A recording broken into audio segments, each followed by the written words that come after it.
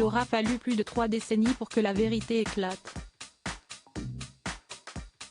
Le journaliste spécialisé de la rubrique Police-Justice, Ronan Follegoa, a été dépêché par Le Parisien aujourd'hui en France à La Chapelle-Souef dans l'Orne pour en savoir plus sur ce qui vient d'être déclaré, non plus comme une disparition, mais un féminicide, celui de Marlène Marquis, alors âgée de 22 ou 23 ans. Les fouilles ont démarré ce 28 juin 2022, maintenant que l'auteur a avoué avoir tué sa compagne, mère de leurs 2 enfants.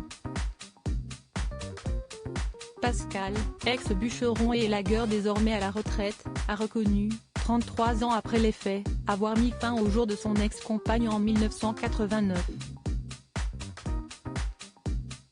Il aurait dissimulé son corps dans une marnière, l'une de ces nombreuses cavités de plusieurs mètres de profondeur qui pullulent dans la campagne normande, précise Le Quotidien.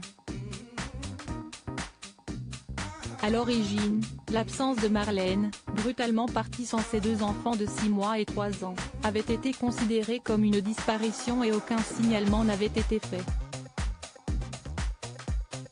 La famille de la victime n'avait pas été alertée puisque son compagnon n'avait pas de contact avec elle. La thèse du changement radical de vie paraissait plausible. Les enfants du couple ont été placés auprès d'un membre de la famille paternelle et grandissent sans aucune photo et avec très peu de souvenirs de leur maman disparue. Marlène est même déchue de ses droits parentaux à la suite d'une demande du père des enfants. Les questions insistantes de sa fille, l'élément déclencheur en grandissant, Victoria, la fille de l'ancien couple, cherche à comprendre la disparition de sa mère. Elle pose des questions à son père qui reste évasif, parfois contradictoire. Jusqu'à une discussion téléphonique en 2019 qui lui permet de comprendre qu'un lourd secret se cache derrière tout cela. Il a fini par se trahir tout seul en répondant aux questions insistantes de sa fille, a confié une source proche de l'enquête à Ouest France. Elle signale alors la disparition de sa mère en 2021 et les gendarmes remarquent qu'il n'y a plus aucune trace administrative ou autre de Marlène depuis plus de 30 ans, il y a de quoi avoir des doutes sur une disparition volontaire.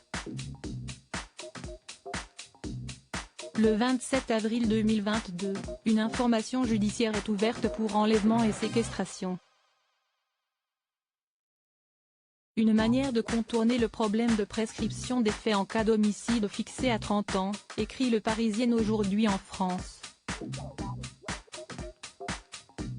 Un mois plus tard, Pascal est placé en garde à vue et finit par craquer. Marlène l'avait trompé, il l'aurait alors étranglé avec le câble du téléphone puis caché son corps sur une propriété où il avait l'habitude de travailler.